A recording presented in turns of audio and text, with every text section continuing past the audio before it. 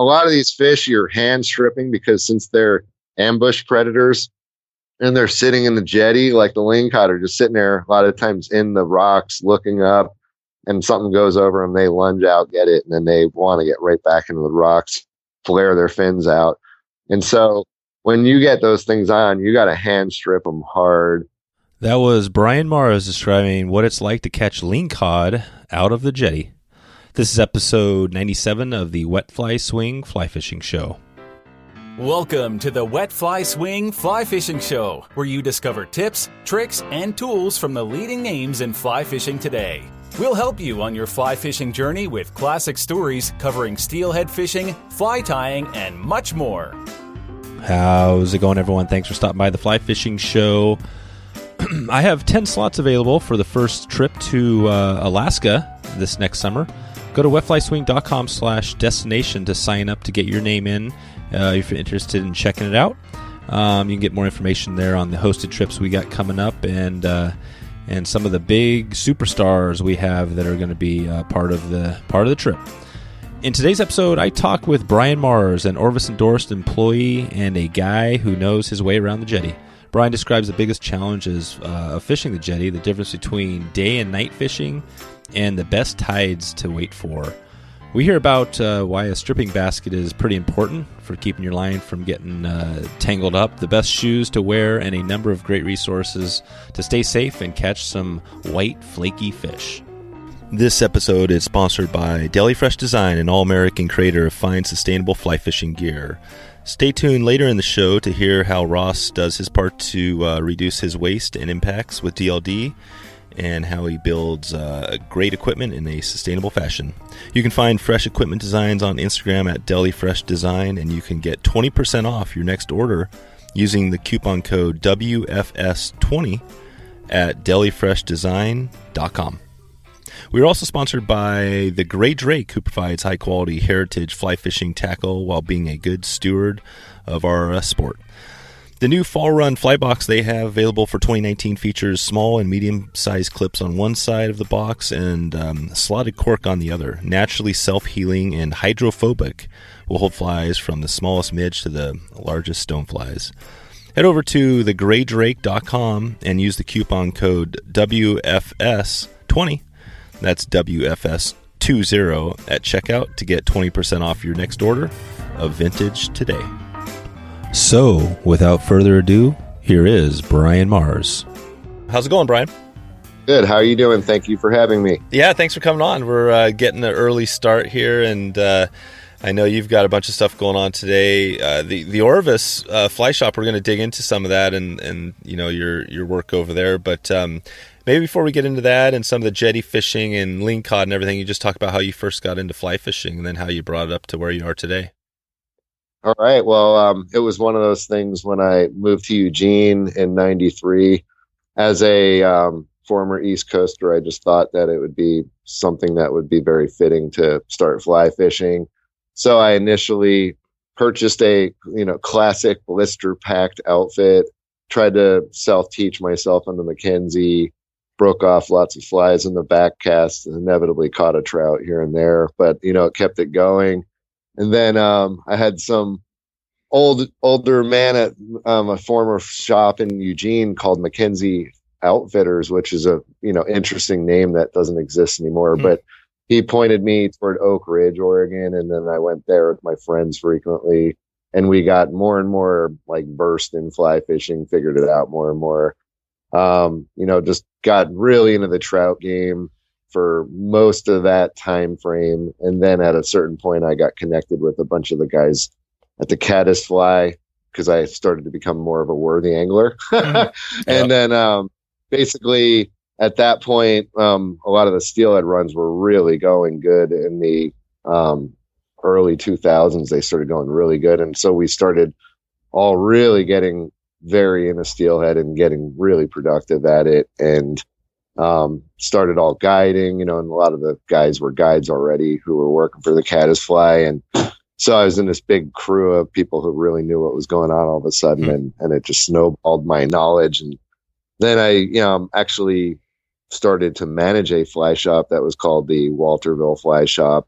inevitably took it over and turned it into what was called the McKenzie Angler, and was guiding very heavily. And at a certain point, the funny thing for our topic is that they were doing a project on McKenzie, and they did a thing on the South Fork of the McKenzie on Cougar Dam that caused the river to turn very turbid and brown, like you were putting coffee and cream together.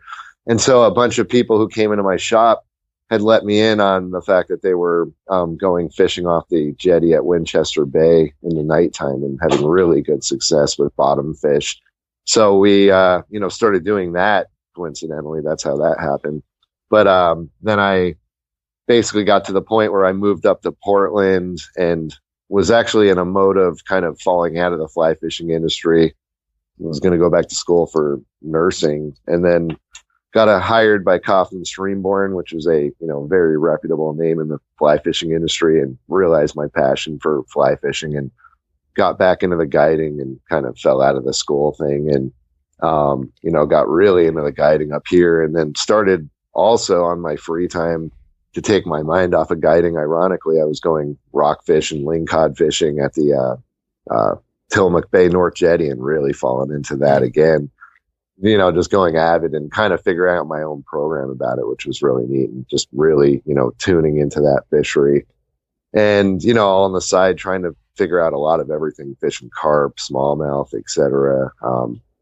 Just kind of being one of those fly fishers that really enjoys fishing for everything, not just one species. Deep down inside, I would actually say trout's my favorite to this day, but that's probably the essence of fly fishing. That's why we all do it. But, right now I'm having that major big fish tug issue going where I want to go steelhead, and I'm looking at those Columbia counts, praying we get some fish runs going. But, hence that's where you get this full throttle, passionate freakazoid fly fisher, I'd say, just that evolution.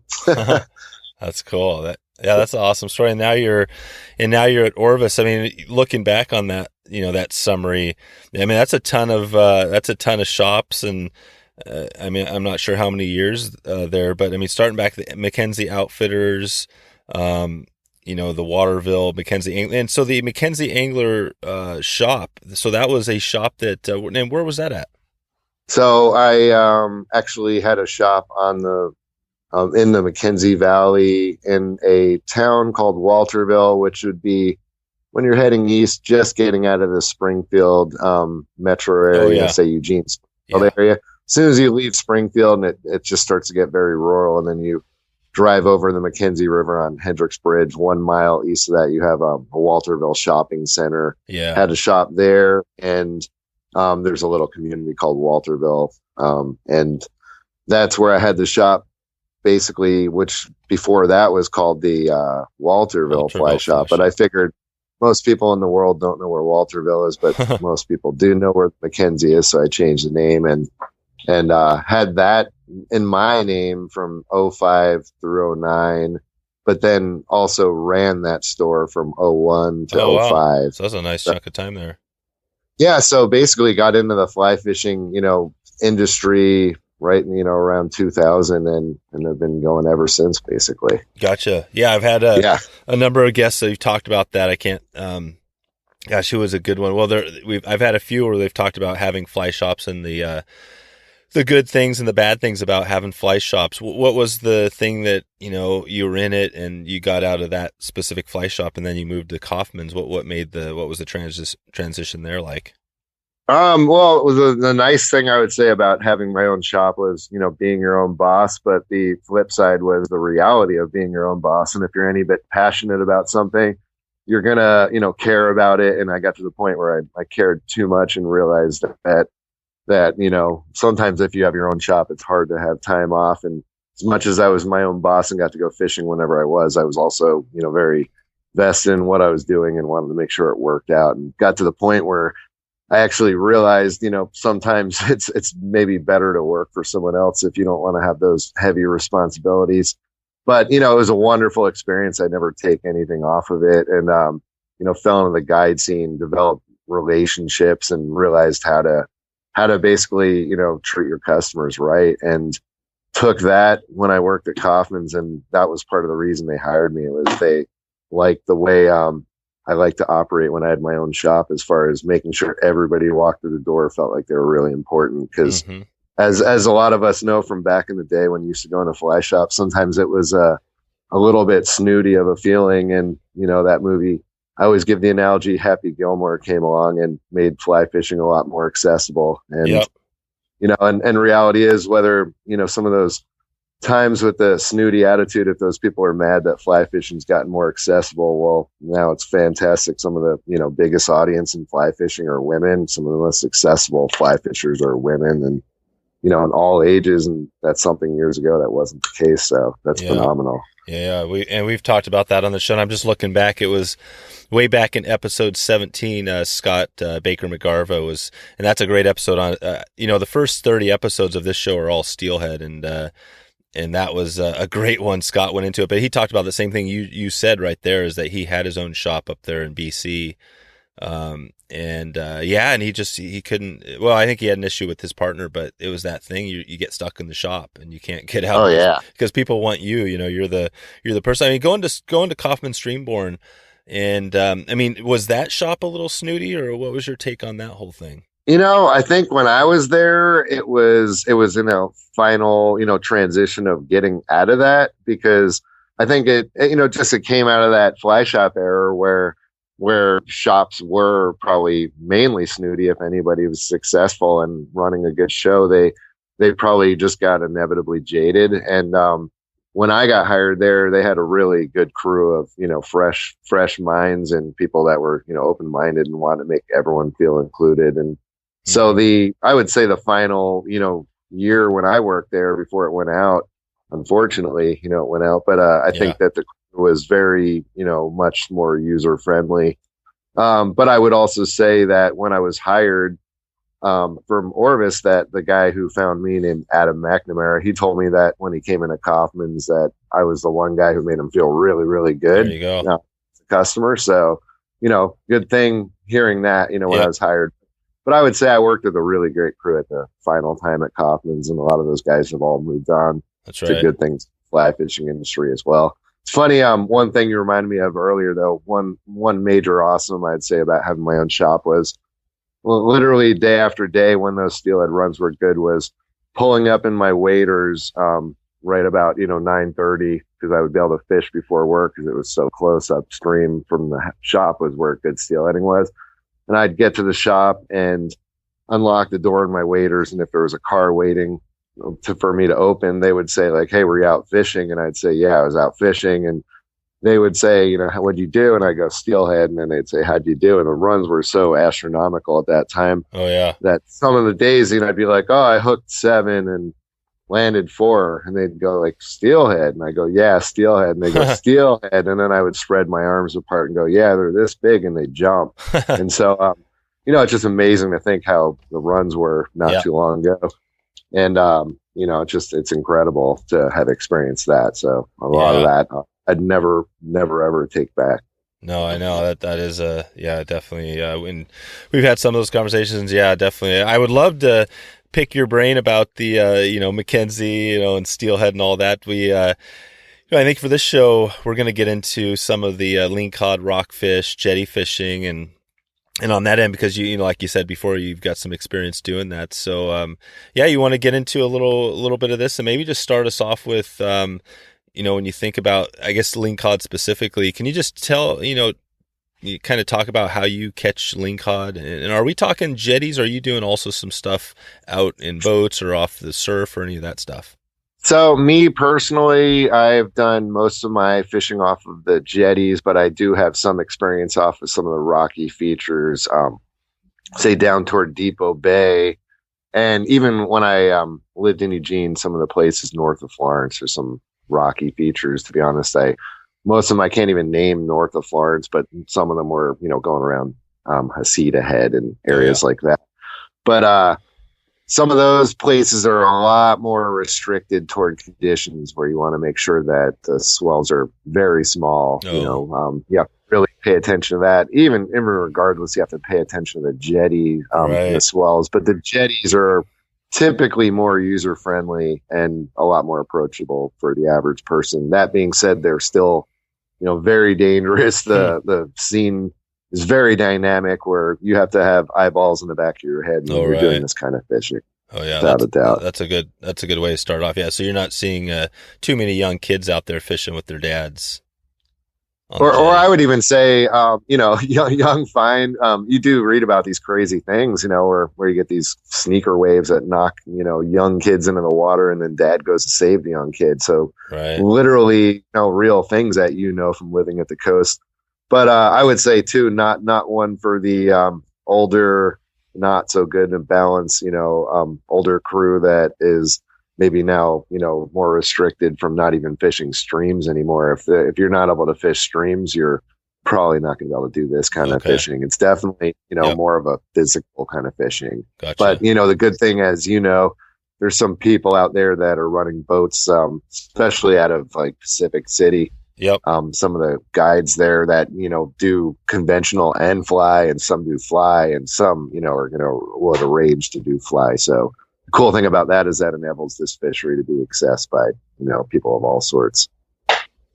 Yeah, that's cool. Yeah, and the we got to go all the way back to episode 3. I think I'm not even sure where I'm at. We're coming up near 100 now on these episodes, but way back in episode 3, Jay Nicholas was on, and he talked about, I guess we talked a lot about kind of salmon and steelhead, but he's the guy down there. He's one of the guys down there doing some of that, and there's a lot of videos. And actually, I'll probably put a video to that Lingcod. There's a Lingcod tying video he did, and I'll put that in the show notes for this episode. But yeah. So let's just take it to the Jay, and let's just break this down a little bit. So.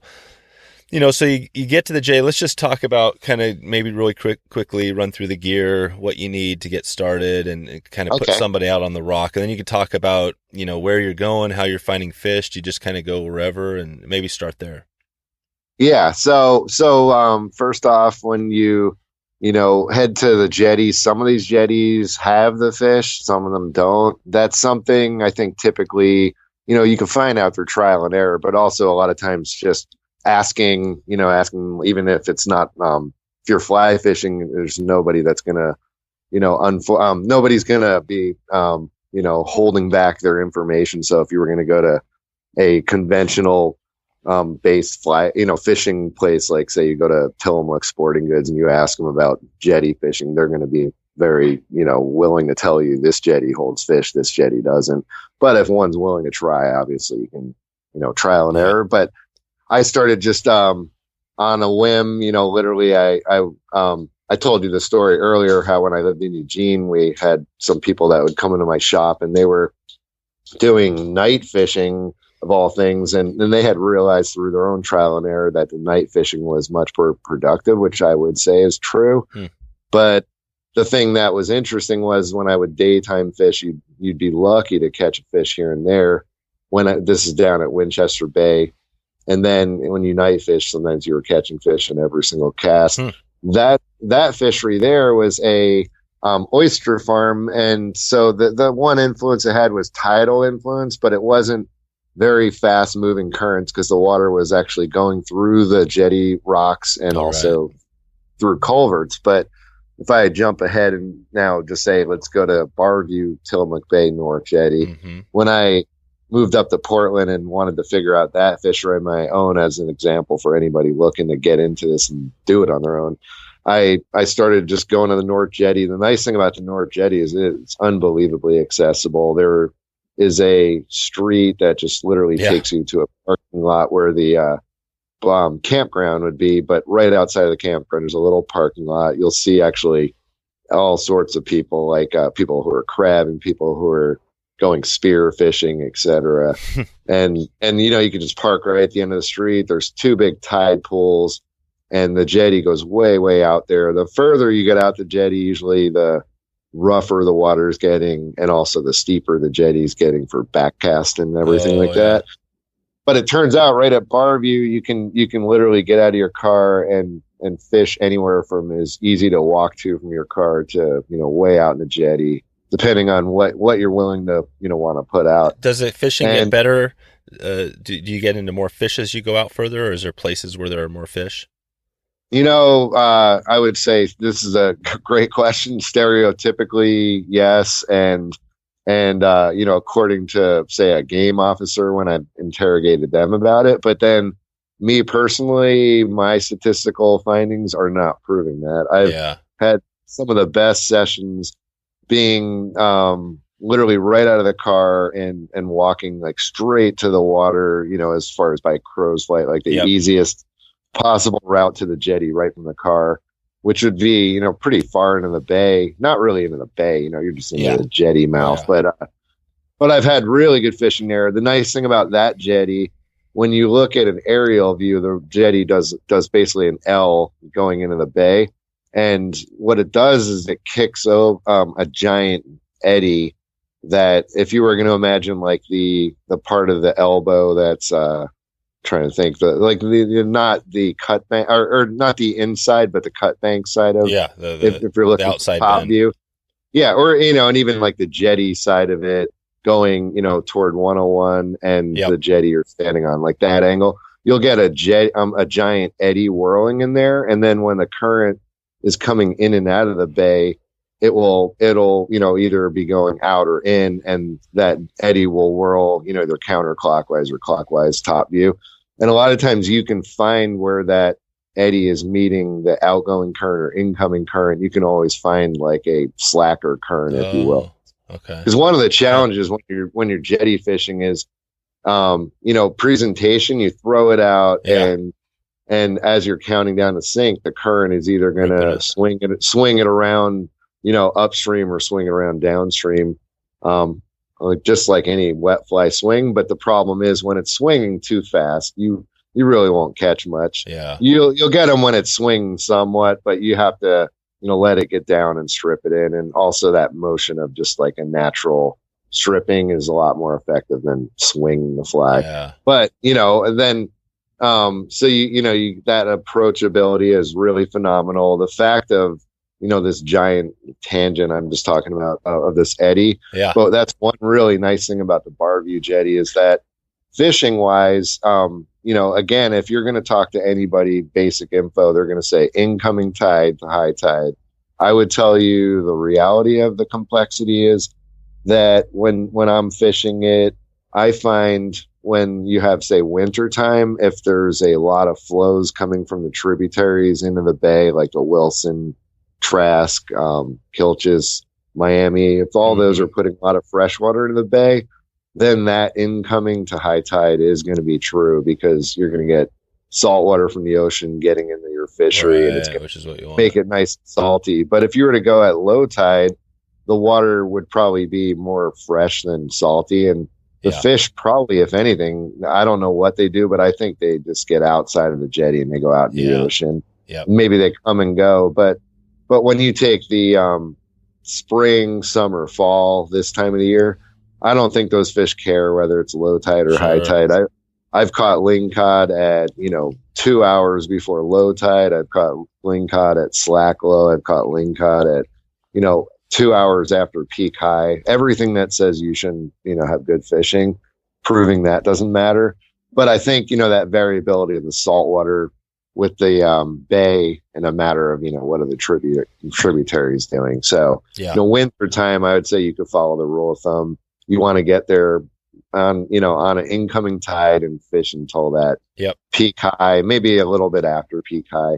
And then this time of the year, I think, fishing around the peak of the tide, whether it's peak low, peak high, and you fish before the tide, after the tide, a lot of times right at the crest of the tide, the fishing might shut off for 20 minutes because the current is kind of, just dead and there's not much, bait flowing around or whatever the fish are looking for. But a lot of times, if you're fishing up to high tide, you'll be doing really well. The tide peaks out, all of a sudden you shut off, and then maybe 20 minutes later you start really getting into fish again. So, tides are very important as far as orienting your trip. Mm-hmm. Then, earlier I mentioned nighttime is really good. Obviously, a lot of people can't fish in the night, but if you can, if somebody has a free schedule and they can show up right at dusk and they can fish, from maybe 2 hours before the sun goes down to 3 hours after the sun goes down, you're going to probably find a dramatic time right when the sun is maybe dipping behind the horizon Yeah. with the fishing could literally get to the point where, you might actually have trouble lingcod fishing because you're catching a rockfish on every single cast. Yeah, and you can't get your fly through the rockfish, which is, an interesting topic. Wow. But and then, equipment wise, because we kind of covered tides, timing, daylight versus dark. Yeah. Equipment. Yeah, before we get to the equipment, I just didn't want to miss one point. You made a bunch of amazing points there. I mean, that's all good stuff. So, the eddy thing, you mentioned the swirling and the, different rotation, so when you get out there, so you park your car, you just walk out there. Is that something where you can kind of look out there and find that? And is it totally necessary, or are there times where you don't have to worry about that? No, I would say, that's a great question. So like when, say, let's put an imaginary incoming tide, and let's pretend, the tide is incoming and it's kind of a casual flow. And you could be just say further out in a jetty, like you got out of your car and you walked a couple 100 yards out. And what happens inevitably is I'm going to throw my fly, fly, maybe even up current a little bit. But say I throw it instead of, if I'm looking straight across the jetty, maybe instead of throwing it even straight out, maybe I throw it a little bit to the right just to get some depth into my sinking line. And the fly and line are sinking down. And then all of a sudden the current kind of has that to the point where it's swung around a little bit. So it's almost like now pointing maybe 45 degrees to the left, and I counted to 12 at this point. Now I'm, all of a sudden getting into a casual strip, and I'm stripping my fly in, and, and that's working for now. But say an hour later, when I throw that out, before I could even hit my number 12 of my count, my line is already swung around at 75 degrees to my left, and it's just swinging around too fast. So now if I start walking to the left, I'm going to inevitably hit this point where the current going into the bay is going to find that counter eddy at that elbow in the jetty from top view. It sounds really complicated, on the podcast, but if somebody were to look on Google Earth satellite and they get onto that Barview jetty and they hit Google Earth satellite, they can kind of imagine what's going to happen if they see this current going in, and where that elbow is, hard in the jetty, there's going to be a lapse in heavy current push, so it's going to cause that big eddy, and that eddy I'm talking could be like 50 yards across. And it's one of those things that top view you don't necessarily see it because you're angle on a jetty, but if you're on the jetty and that current's coming in and you're further out, all the water is going to be going from your right to your left. But then you walk into the left in a jetty, so you're going inward. And inevitably, you're going to hit a point where the current on the jetty is going to be going a switch factor because of that eddy, and the current is going to probably be going from left to right. And then at a certain point, they're going to join together. So when you're walking, say from 100 yards out, the current's going right to left. And then you're 50 yards out, the current's right to left. And then all of a sudden you hit 40 yards out and the current is maybe flat. And then you go 30 more yards, from your car, you're getting closer to your car in a sense. And all of a sudden the current, switched, and the current's going from left to right in front of you. And then if I go, maybe more and more in the bay, the current all of a sudden is definitely apparently going from left to right. So, that's how you'd figure out the eddy. And then say conversely at the other tide, when the tide is going outbound, and you were 100 yards out from your car, the current's going to be going from left to right. But then if you're right near your car, maybe the current's going from right to left. And at a certain point, they're going to join together. And a lot of times when the currents are really heavy and it would seem unfishable, you can find right where that eddy is going to meet the main incoming or outgoing tidal current.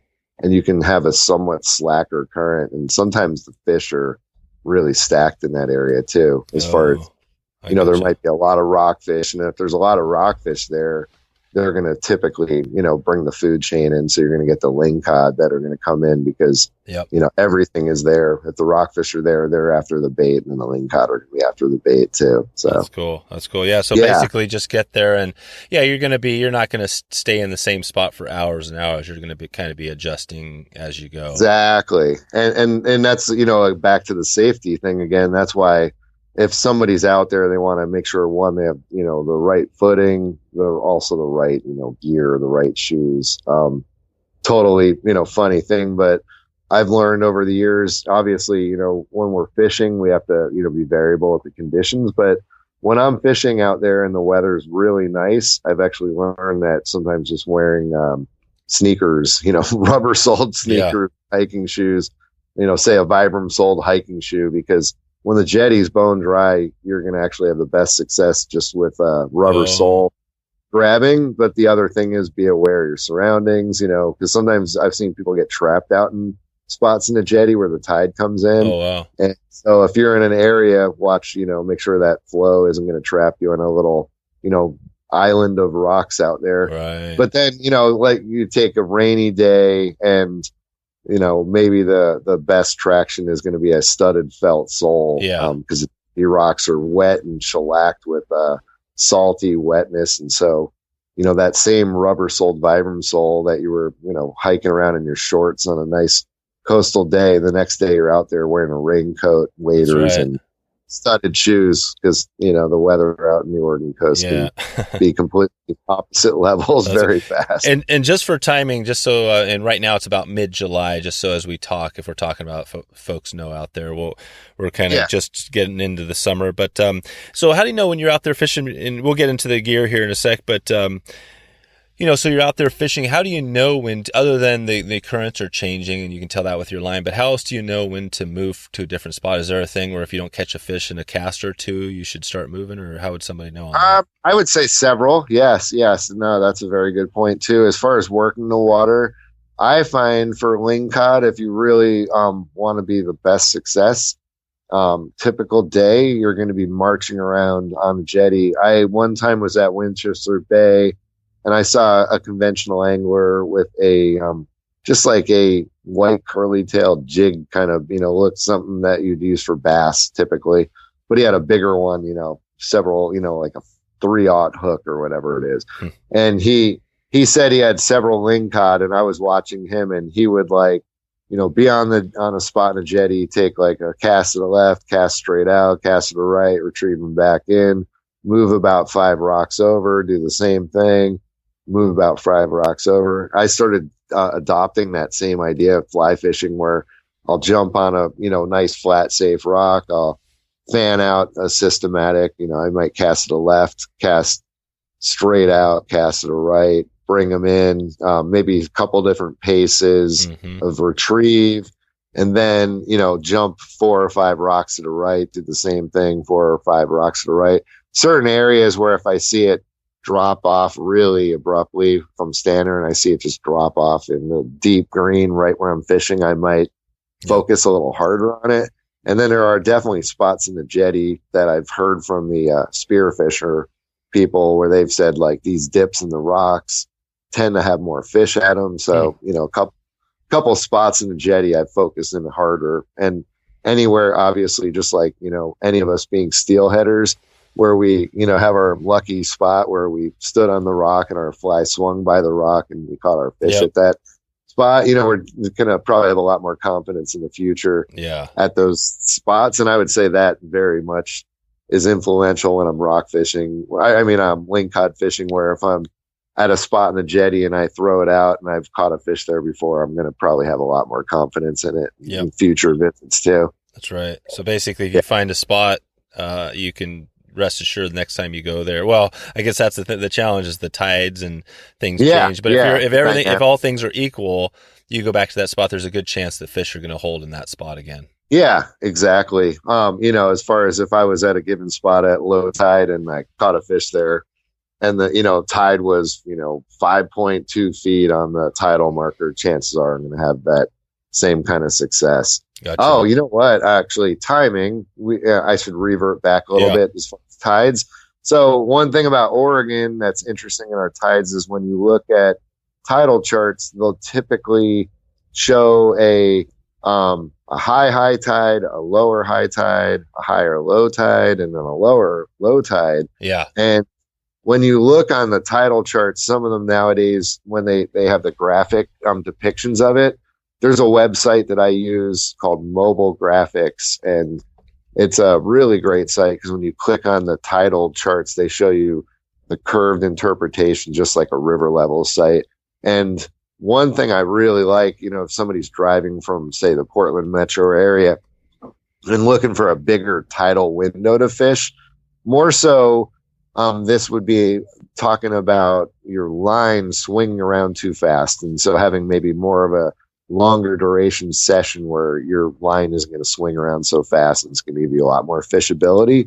What I like to see for anybody, again, that's more apprehensive of doing this because they don't want to put in the time to drive out there, without, that risk of just a failed mission, but more likely to give you longer time for fishing would be going out there where you either have a higher low tide going into a lower high tide, or you have a high tide going into a high low tide. And when you look on the curves, you'll see that. And so sometimes during, say, a 6-hour tidal exchange, you only have about 4 feet of vertical, water displacement one way or the other. Versus when you go out and you have, a very high tide going into a very low tide, you're going to have a lot more water moving around. So it's going to cause, maybe 2 hours of fishing time versus 5 hours. That's a good point. So yeah, that's a huge one. I find that, if it's going to be your first day doing it, and you're going to, you don't want to go on that peak high tide, show up there an hour before high tide, and it's going into it's a 12.2 going into a -1. You're going to have a 12 feet of water movement going over 6 hours, which is going to be very limited time for fishing. That's a good point. Probably cause someone to not smile. What's the what was that website again? Mobilegraphics.com. I would be honest and tell you how I found it is I've literally gone, say, into Google and just typed in Barview Jetty tides, and then I would see it as like one of the top 10 listings. And in the URL, I'll see the word mobile graphics, and then I've clicked on that. And then when you click on it, they'll usually show like 3-4 days, and you can actually modify your tidal windows. So if you were like years ago, I was planning a trip when my in-laws were coming, and we looked like months ahead at the tidal charts and said, hey, and May, this and that, the tides are going to be phenomenal for our trip coming up. And we rented a house at the Jetty and would just walk down all the time, 4 or 5 times a day. And we had unbelievably good fishing just from being able to look months ahead. I see it. Yeah. Also having the weather, coordinate or cooperate with us too. I got you here. Yeah. And just for reference, I'll put a link in the show notes because it is kind of long, but the URL is actually tides.mobilegeographics.com. That's it. Okay. Yeah. Mobile Geographics. Yeah. I went to mobile graphics. I went to mobile graphics. I was like, whoa, this is a weird site. Yeah. Don't go to mobile. Go to tides.mobile geographics. But yeah, I'll have a link in the show notes and everything else we talk about.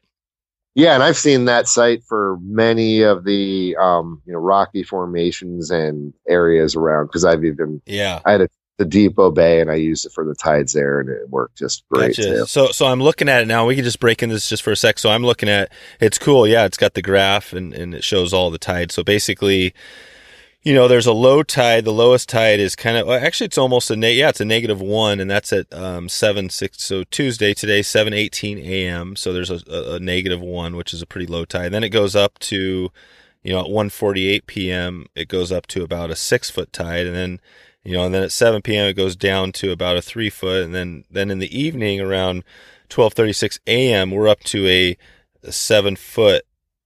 So it just shows you. So if I was going to choose a time to go, I would want the low. I don't want it going from a really low to a high to really low, like you said. So I think probably the best time, if I had to look at this, is probably going from that kind of a not super high to low. So I think this evening, well, no, you said you want to go in there when the incoming tide, right? Yeah. I would even say, like on that example, you're talking about 2 hours before high. Yeah. Excuse me. 2 hours before high, probably going, maybe all the way into that low tide. You might have to take a break at some point just because maybe your fly line would be whipping around too fast a couple hours after the high. Yeah. Maybe 3 hours after high, you might take a little break, eat some dinner and go back out again. But Gotcha. You'd probably have about, 5-6 hours of fishability there. I'm going to take a screenshot and put a screenshot of what I'm looking at just so people can see it. Because, there's actually even a purple bar that shows you from about 9 p.m. tonight until 6 a.m. Is that showing you the best? What is that purple bar? Do you know what I'm talking about? You know, that they may nowadays actually. Some of these sites are putting these like fishing window times. I think that's what this is, because it's basically showing what you said the best time to go. It's showing you by a purple bar where to get when the best time is. That is funny. Yeah, I was going to go online and check it out at the same time, but I bet that's what it is because I've seen that. Yeah, as far cool. They'll tell you the times for fishing. That's awesome. That's an awesome resource, and yeah, I can see. And then tomorrow it's doing the same thing. So okay, cool. This is good. We got a good resource. And let's take a quick break from a word from our sponsors. The Gray Drake. Since 2014, the Gray Drake's mission has been to provide high-quality heritage fly fishing tackle while being good stewards of our sport. They use sustainable cork instead of silicone or foam inserts in their fly boxes. These cork inserts are naturally self-healing and hydrophobic and will hold flies from the smallest midge to the largest stoneflies and hoppers. Be on the lookout for the new Fall Run fly box available in 2019. This aluminum fly box features small and medium-sized clips on one side and on the other slotted cork, which is perfect for bombers and skaters. Conservation is the key with the Gray Drake, and they support great organizations including Utah Stream Access Coalition and Trout Unlimited's Wild Steelheaders United.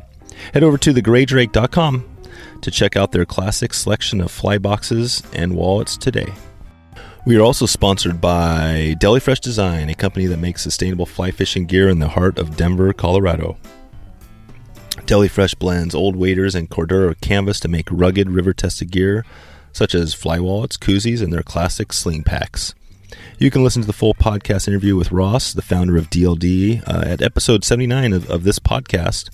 But take a quick listen to a short clip from that interview that gives an example of how Ross reduces his waste with his personal actions as a business and highlights his dedication to conservation. But as a company, I'm trying to reduce my impact by riding a bike or taking the bus or shared cars, stuff like that on for commuting. And then, when I go fishing, I'll get in a car, but I try to go with other people. And so I think there's things that as consumers that we can do on a daily basis, not just to throw money at a problem. I think that's the last thing we should be doing is sort of deciding where we can make an impact on a personal level. And I think my own mentality of doing those things on a daily basis, like driving or riding a bike, and then trying to see what materials I can use that reduce waste, or what I'm trying to do as a person and as a company. Let's help Ross and DLD do great things today and this year for fly fishing and conservation. All of DFD's gear will help you spend more time casting and less time juggling your stuff. To see these great products, go to Instagram and follow them, where you can see their latest designs, or you can head over to delifreshdesign.com and use the coupon code WFS20 to get 20% off your next order. Okay, back to the show. And then, are there any other, videos that show, or what would you say, just resources generally, as far as, kind of talking about Lingcod and Jetty fishing? Anything else out there that people can use to help? Boy, it is really a tough resource, I would say. I mean, one thing that the Caddis Fly, like OregonFlyFishingBlog.com, some of it archived way back, but there are definitely a lot of things Jay Nicholas puts up. But then, when years back when they were way in their earlier phases, they had a couple brothers working there, and one of them named Nate Stansbury was actually doing charters, and he was really into it. So they had a lot of videos years back, and he even took out, like, I remember he took Jeff Hickman out for cod fishing. So, they were really dipping into those waters and creating a lot of interest in it. And then the Pacific City people, they really do a good job over there. I think it's like Pacific City Fly Fishing, and Jay's pretty involved with them. They're more of, out of the boat show, but they obviously have that scene dialed, I feel like, as far as there's a guide named Brant Roulette that I've heard will do fly fishing trips. So, and a lot of the, people, one added bonus that I hear it's really cool when you get involved with any of those people is that they will literally like put crab pots out on the way out to there you go. water. So when you get back, you have this amazing bonus. But as far as resources, it is really tough. I would tell you when I first saw a book by John Shuey, Fly Fishing and Beyond, #1, and then I think #2, he had Lingcod maybe in #1, but it was very brief, stereotypical, like going out in a jetty with a lantern, bringing the bait fish in and all that. And I've done that, but I would also say that I've just bounced around with like a headlamp on and not found that you have to summon them up with your lantern. But nonetheless, I would tell you, John Shuey's book was one of the first things. But you go online, it is really tough to find information. I've had people come into Orvis and tell me that, that all they saw were videos I put up of jetty fishing, and nice. I actually have a lot of videos, but unfortunately my video making time was kind of already of the past. So a lot of the videos I put up were years and years ago. And some of them, I would already look at and say are pretty dated because I'm using different fly lines and stuff. Oh, yeah. No. Well, that's a good segment. I did want to, jump into on the gear there. And so maybe just break that out real quick on the rod, line, leader stuff. Yeah. So most people stereotypically are going to, tell you for jetty fishing, you're going to want to use like 7, 8, 9 weight. And I would say if you're specifically targeting lingcod, you should probably be using like a 9 weight. 8 weight's going to do fine. And I would be honest and tell you, I have a lot of times when I'm rock fishing, I'll use a stout saltwater 6, a previous model Orvis made called the Helios 2 tip flex saltwater rod, where it's a fighting butt salt 6. And I use that for rock fish, and I've caught a handful of lingcod on it where I've been totally undergunned, but it was a good problem. You just put the full court press to them and strip them in hard, and hopefully you have enough power. But for real, most people are going to want to use a 9 weight because of the flies you're going to throw out to these fish. They could be any bit as big as a kelp greenling, so you could be throwing flies that are up to 12 inches long. Because one of their quarries is a fish called a kelp greenling, and if you're going to custom tie flies and imitate those, you can literally tie up to 12 inches. So flies that are similar to what people are using for like muskie and pike. Yep. So 9 weight rod for lings if you're specifically targeting that. And then if you're wanting to, say fish for, rockfish and lingcod, you could easily get away with using an 8 and have, a good time with that. Fly line's really important.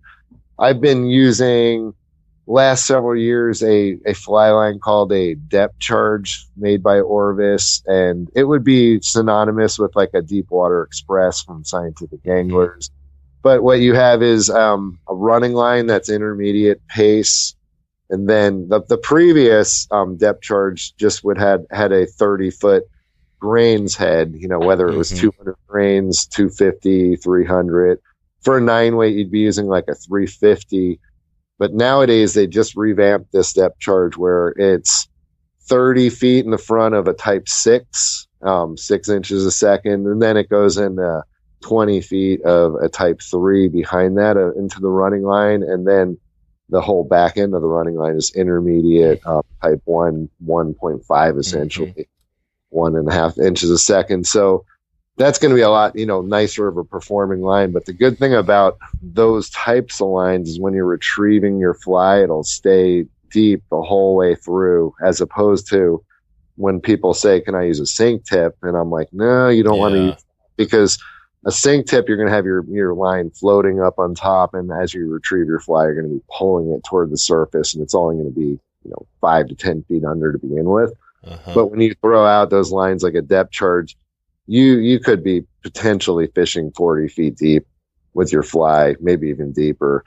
And one thing a lot of people don't think about is when you're on the jetty, it's not vertical. The jetty underwater is going to slope outward, say maybe 45 degrees from where you're standing all the way to when it hits the bottom of the, bottom of the inlet. A lot of the scuba guys say it's about 40 feet out there. But if you throw out your line, straight out, and you get, all the way out and you're 40 feet, you're still probably fishing over jetty rocks, but that's a good thing because that's where all the, lingcod and rocks are hiding anyway. They're going to be hiding, up above these rocks. and sitting there. But you're going to, as far as line wise, that's the really important thing. The rod's really important. Leader setup, really basic. I just do a hand tied, literally like 30, 25, 20, all fluorocarbon. I use the Orvis Mirage, but it's just 3 feet of tippet, and about 2.5, 3 feet of tippet. It's 20 pound. And then I maybe just do about a foot of 25 and then about a foot of 30. That taper definitely helps turnover, I find, as opposed to just putting a straight piece off of the fly line. It just helps, turn over those big, bulky flies, because a lot of the stuff for Lingcod you're throwing is going to be pretty big. Right. I'm as far as flies. Yeah. Oh, yeah. What were you going to say? I was going to say, so when you're casting, I mean, what is that like? I mean, do you have any tips for, and how far, how far do you have to cast and all that? Not terribly far. I mean, typically if you could throw 65 feet, that's phenomenal, but you could pretty much throw, so the head on these lines is 30 feet, and most people are going to be able to throw the head, and then the head itself is going to pull running line out of the rod. So you're going to have a stripping basket is really key, because if you have your line stripped out into the basket, if you throw it just on the rocks and it sinks down into a crevice and then a wave pushes, it can get your line wedged in between other rocks, and you could actually get to the point where you might never want to, figure out how you're going to find your fly line. And I've had a time, for instance, where I had to cut my fly off and then kind of pull my line in where it was threading in and out of barnacles in between rocks, under Jetty somewhere. So stripping basket, really clutch. Some rocks you can stand on, and your rock is a pretty big flat platform you can carefully strip your line on. But I would say a basket's a pretty good necessity. Is there a good? Are there a bunch of different baskets out there, or is there a good? There are, but I'll tell you a funny thing, and this isn't even just a toot working for Orvis. When you go online and you type in best stripping baskets for fly fishing, the Orvis stripping basket pops up usually number one. Yeah, and we, even at the store working there, we make the joke that it's, the most expensive tub of plastic you can buy. But for some reason, it just pops. I myself saw a video on how to fabricate one. I went and fabricated one, and then I went and bought one the next day. Yeah. And I find that happens a lot. But there's ways to fabricate them online. I think most of the ones you buy are going to be comparable in price, and that's why it ends up just popping as the best one, because there's a lot of them that pop that you're going to pay a lot of money for these, fancy bells and whistles that don't really perform properly. Yeah. But, between options on making them or, forking out, it's definitely a must to have, but they're pretty easy to come by. Okay. As far as distance, so say you strip out your line into there, you're getting about, 65 feet. If you're going far, you don't need to go much further, but say you even throw 50 feet. So you have your 30-foot head and 20 feet of running line. And then you count anywhere from, throwing it right out and stripping immediately to counting up to 12 to counting to 20, just depending on the given day, to be honest with you. Some days the fish are, going to be on the last few strips, and some days they're like, you throw it out there, count to 20, and they're on the first couple strips. So a lot of that seems to be, situational on tides and barometer, all these unknowns and, bait out there. But, we got, let's see, the leader covered. Well, and are you counting to, so on that counting to 20 or whatever you're counting to, are you trying to, I guess you're trying to get to different levels, but how do you know, what to count to? Are you getting snagged up a lot? Trial and error. Yeah. No, actually, the funny thing is, a lot of these days, you'll be amazed how much you don't snag up. But a funny thing that, I tell people if they're in front of me, at the store and asking about this, is I'll tell them, as you're stripping, when you throw it out and you say you count to 20 and you're stripping, your rod tip's going to be in the water. And then you can tell as you're stripping in, your fly line changes color. So, you get your head in your rod, and all of a sudden your line kind of turns charcoal colored, but at that point, you're 30 feet long. So you're getting closer. And when you start getting maybe halfway through your head, what I'll do is, instead of having my rod tip touching the water, I'll actually have my rod tip start coming off the water and almost just being, say, parallel to the water. Like my entire fly rod from butt to tip will be parallel to the water. And that will cause your fly at the very end to not poke into the rocks. It'll cause your fly to strip straight upward out of the water. And so sometimes that last 4 or 5 strips is the key to not losing your fly, spearing it right in the rocks, because you're stripping it in. And if you don't do anything with your rod tip at the end, it'll just, just kind of go right into the jetty. But if you influence the way that coming out of the water just by taking your rod tip and, just lifting your rod tip out of the water, it'll cause you from losing, 500 flies. Yeah. And just being aware of your surroundings. If you're stripping your fly and you see this, kind of white jetty rock right out, and it's pull it up a little kind of got like a right angular ledge, you could assume it's probably going to be more snaggy. Okay. Yeah, that makes sense. And then what's the inverted flies too, dumbbells really help too. Okay, getting you down. Yeah. And then on the retrieve, what types of retrieves and strips, and are you doing any jigging or any of that stuff? I would tell you anything from just like, if I'm going to put it in a stereotypical sense and say a brown trout strip, anything I throw it out and just kind of like strip. My arms maybe pulling, 7 to 10 inches per strip.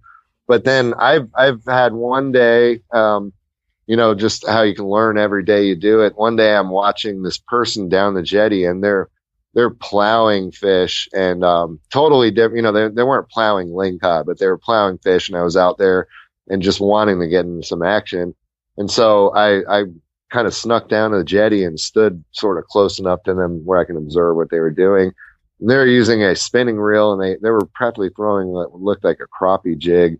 Yeah. And they would cast out, let it like hit the bottom, and they were reeling as slow as they can ever reel the fish on.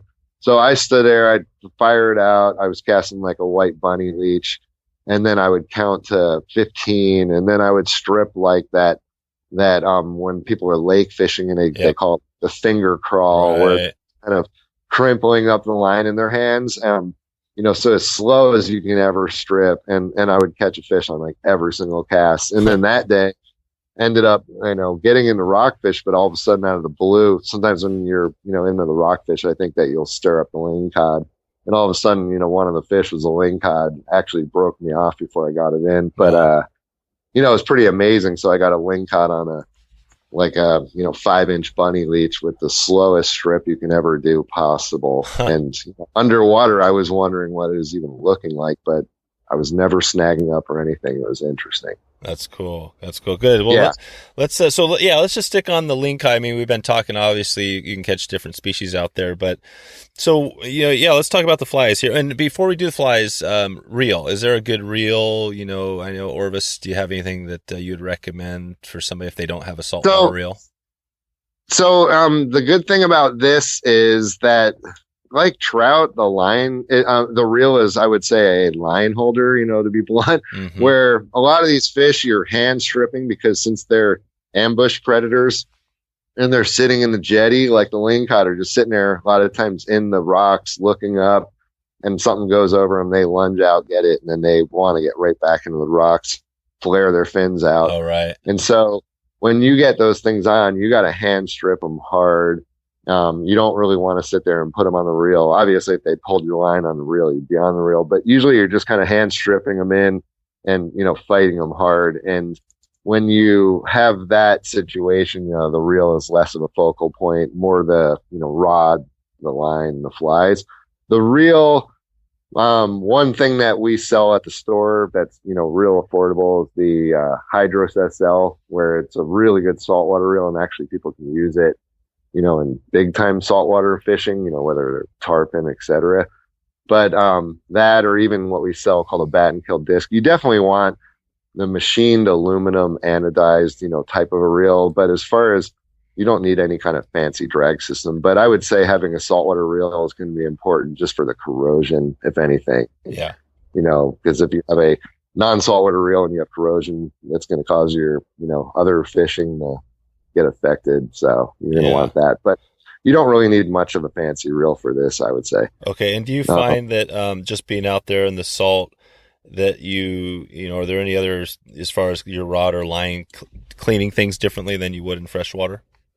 Yeah, like when I'm done, I get home and I definitely will give my fly reel a rinse. I still I use all premium saltwater equipment myself just because I happen to have it, but I still rinse it. It's one of those things when you're whether you're here, you're in Belize, and you get done fishing, you always want to give your saltwater equipment a rinse at least if you're using it within hours later again.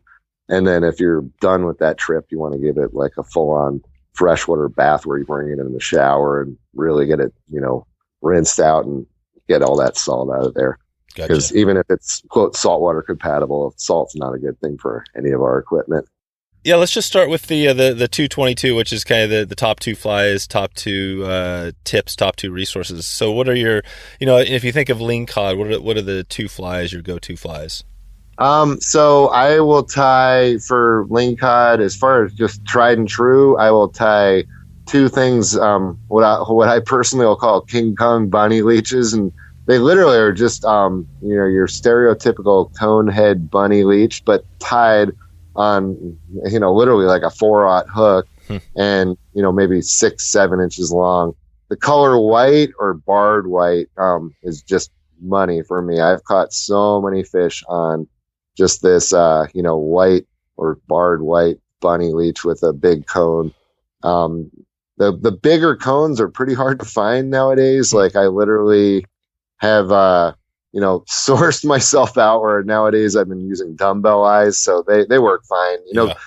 Basic thing is just a really big bunny leech. And I'll put a couple strands of Flashaboo. They're pretty hard to find commercially, so most people have to tie them, but they're very easy to tie. Then my number two, which also could be my number one, exchanging one or the other of the bunny leech, and the other two would be a Clouser minnow, again tied really big. Like small would be 2/0 hook, and getting up to 4/0 hook, saltwater hook, dumbbells to invert it. And preferred fiber, actually, for speed, I use what's called the SF fiber, Steve Farrar fiber. And my go-to colors are going to be chartreuse on the top, white on the bottom.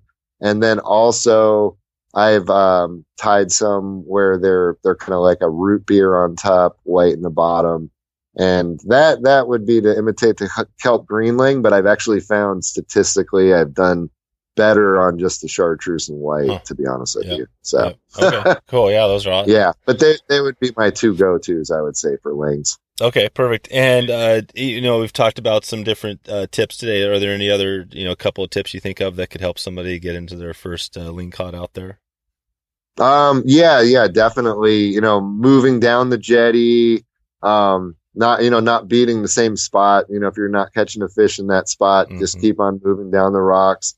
And as far as, take 2-3 casts, say systematically, don't also fish terribly long. If you're wanting to march up and down the jetty, just fish maybe, 40 to 50 feet long and just work the water, take 2-3 casts, move 4 or 5 rocks, outward or inward, take 2-3 casts, move outward and inward. Obviously be really safe, look around at your surroundings. And then if you get one on and you're fighting one, don't try to put it on the reel. Give it that, hand strip with authority. And then when you go to land it, make sure your butt section of your rod is not, bent behind your shoulder, because you don't want to explode your rod trying to land these things.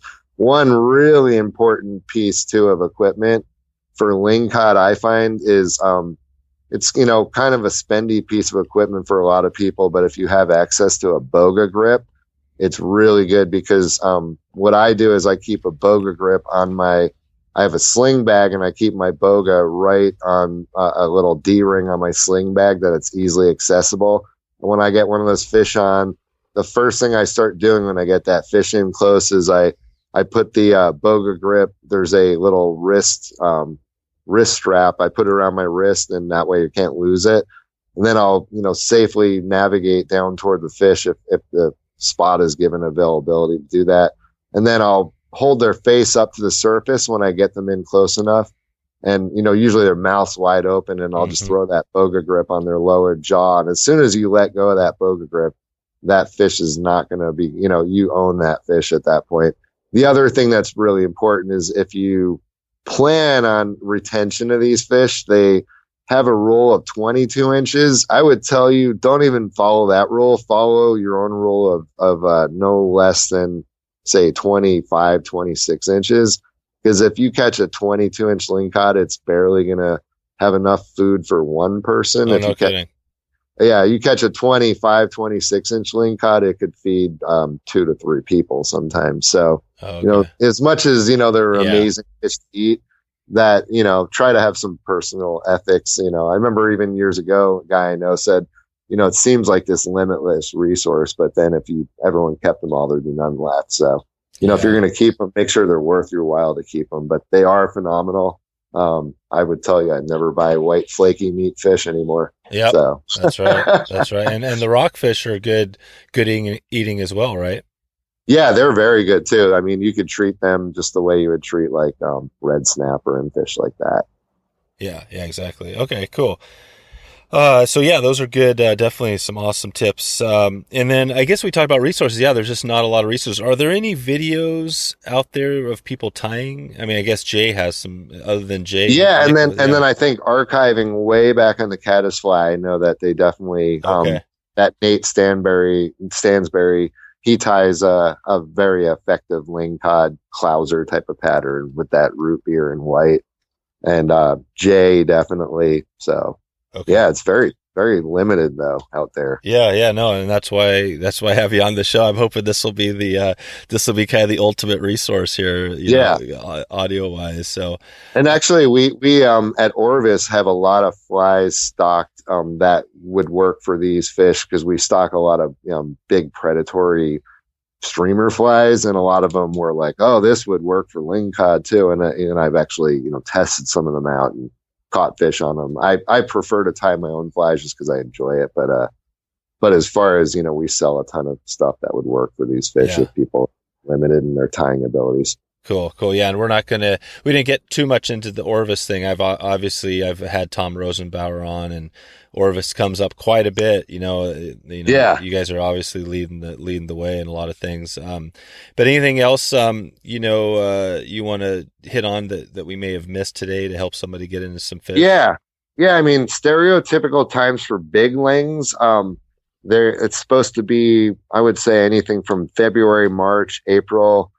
I would tell you that I've had some of my best success when it doesn't matter. I caught one of my biggest lings in September a few years ago, and then all but 2-3 days later, they closed bottom fishing, which was really a bummer. But a few years ago, I caught my best ling I've ever caught off the jetty in the fall. But, as far as the late winter into the spring, that's the stereotypical time where you get, they say, big lings coming into the jetties to spawn. That being said, it is, some people say to leave those big females alone as far as keeping them, because you could potentially catch a really big fish in the springtime. Then the conditions are a lot more dicey. So, when doing this fishing, you have to really put your tides into a equation. Another thing that's really important to look at that we didn't touch into too much, we talked about it briefly, but as far as swells, when you look at tides, you also be really wise to bookmark a swell site. So when I'm looking at tides, I actually also look at literally a surfing website where it tells you what the swell size is going to be at the Oregon coast. And it's a site that literally will tell you northern Oregon, central Oregon, and southern Oregon swell conditions. And with that, I find with the jetty, typically, it's hard to figure out because swell frequency, as far as how far the swells are apart with the swell size influences the way they come through the jetty. But I find when they say 7 feet or bigger, it's usually pick something else to do for the day. And then under 7 feet, usually it's pretty good. In the summertime, the swells are usually pretty tame. Usually late spring, summer, into the fall, the swells are usually a lot more, safer. But in that big fish time of the year, in that, February, March, April, you want to really be paying attention to the swells, because one day it could be safe as can be, and the next day it could be, very dangerous out there. Cool. Cool. All right. Well, I know you got to get out of here pretty quick, so I just had a couple more before I let you go. And the one fun one I've been asking here lately is on music. Do you have any, favorite band or type of music you like to listen to? God, that's a tough one for me because I really like a lot of music. Yeah. I mean, what's funny to say is, when I'm fishing, I like anything from like very old classic, Bob Marley, reggae to even, a lot of rap music I like too. Oh, so. Yeah. Right on. It's varied, Gotcha. Well, I'm not sure if I've had a Bob Marley song. I'll find my favorite. Or do you have a favorite Bob Marley? No. I mean anything. Yeah. I would say literally something from that the classic album Legend, because who doesn't feel happy when they hear that kind of stuff. I know. That's the thing. Hopefully somebody can press play right now while they're listening, and then they can get some Bob Marley in the background, and exactly. That'll brighten up their day for sure. Okay. Well, we definitely didn't hit on everything. I think maybe down the line, we can get you back on and talk about some other stuff. But in the next 6 to 12 months, anything you want to let us know what's going on new for you, or Orvis, or anything else? Yeah, actually, I mean, since your main focus is steelhead, we have this line of spade and switch rods coming out in the fall called the Mission line, cool. And we actually had them at the Sandy River Spay Clave as an introduction, and a lot of really reputable spay casters were very impressed. They had really good things to say about the rods. So we're really excited to have those coming in, and they're going to have all the latest technology. And then we've also developed an entire 2-hand fly line series called the Mission lines to, one, match the rods, but also just as far as they're really phenomenal tapers where we're going to have everything from short compressed heads that are really popular nowadays to longer heads and Scandi heads, and really, just good modern fly lines and really killer line of rods that's about to come out. So people, should be really excited to see this stuff. Yeah. And by the time, those might be available by the time this comes out. And Tom Rosenbauer, back on his episode, I think I asked him what Orvis does best, and and he said rods, but without a doubt, fly rods are what you guys do best. So this will be good. This will be good to see. Yeah. Yeah, we have a really awesome team over in Vermont doing some pretty wonderful things with the rods nowadays. That's cool. All right, so basically, the Portland Fly Shop, if they want to find you, or they can the email, send you email at steelheadmarz@yahoo.com. steelheadmarz@yahoo.com, and then also there is off of Facebook, I have the Facebook link to the Brian Marz Fly Fishing Oregon blog as well. Okay, perfect. All right, Brian, well, thanks for coming on and sharing. This was an awesome episode. I mean, you definitely dug into stuff, and I know when I started out, I had a bunch of questions. A lot of them I didn't even have to look at because we just kind of, you covered it all. You covered it all as we went. So, no, I appreciate you coming on, and I definitely will follow up with you and maybe get out there on the Jetty with you sometime. We can let's do it, without a doubt. Yeah, find some fish. So, all right, man, we'll catch you later. All right, thank you for having me there. All right, see ya. So there you go. If you want to find all the show notes with all the links we covered, just go to wetflyswing.com/Marz. That's MARZ. Are you interested in heading out on a fly fishing trip, a hosted trip with me and some of a few of the guests from the podcast? We'll be heading out to one of the big lodges and heading out to Alaska actually this next year. So if you're interested in checking this out, if you'd want to get in on pretty much what I think is going to be a trip of a lifetime, go to wetflyswing.com/destination, and you can check it out there, or you can just send me an email directly at dave@wetflyswing.com, and I would love to have you along if you're interested. Thanks again for stopping by and check out the show today. Looking forward to catching up this soon, and hope to maybe see you online or maybe on an Alaskan fishing trip. Thanks for listening to the Wet Fly Swing Fly Fishing Show. For notes and links from this episode, visit wetflyswing.com. And if you found this episode helpful, please subscribe and leave a review on iTunes.